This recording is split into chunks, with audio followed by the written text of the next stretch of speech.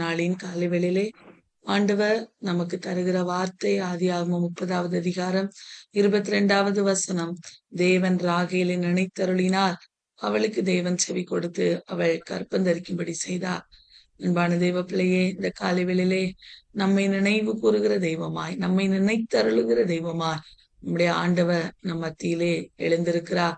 விசுவாசத்தோடு இந்த நாள் முழுவதும், ஆண்டவரே என்னை நினைவு கூறுங்கப்பா, என்னுடைய வாழ்வில் அநேக தேவைகள் உண்டப்பா, அநேக எதிர்பார்ப்புகள் உண்டப்பா, எனக்கு என்ன நினைவு கூர்ந்து நீங்க இந்த நாளிலே எனக்காக எழுந்தருளுவீராக என்று சொல்லி நாம் ஜெபிக்கும் போது நிச்சயமாகவே ஆண்டவர் நம்முடைய வாழ்விலே நம்மை நினைத்தருளுகிற தெய்வமாய் இந்த நாளிலே எழுந்தருளுவார்.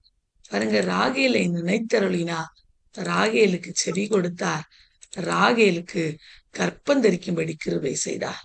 அன்பான தேவ பிள்ளையே, நம்முடைய விண்ணப்பங்களை கேட்டு என்ன காரியத்துக்காக அவருடைய சமூகத்துல ஜெபிக்கிறோமோ அந்த ஜெபத்துக்கு அவர் பதிலை தருகிற தெய்வமாய் அவர் காணப்படுகிறார்.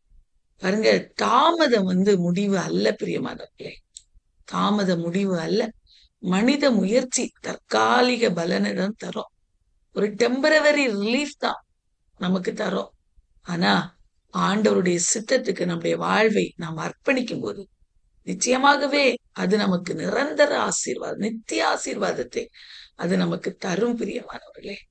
தாமதங்கள் ஏற்படும் போது, ராகேல் தனக்கு குழந்தை இல்லையே என்று, குழந்தை பிறக்கவில்லையே, ஏன் தாமதம் உண்டாகிறது என்று அவள் நினைத்த போது அவளுக்கு கோபம் வந்தது, சகோதரியின் மேல எரிச்சல் வந்தது, கணவனார் மேல கோபம் வந்தது.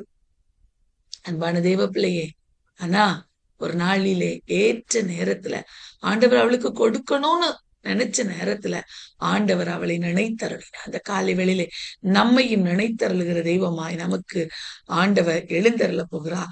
அன்பான தெய்வ பிள்ளையே, அதனால கவலைப்பட வேண்டாம். நிச்சயமாய் நமக்காக எழுந்தருளுகிற தெய்வமாய் இருக்கிறார்.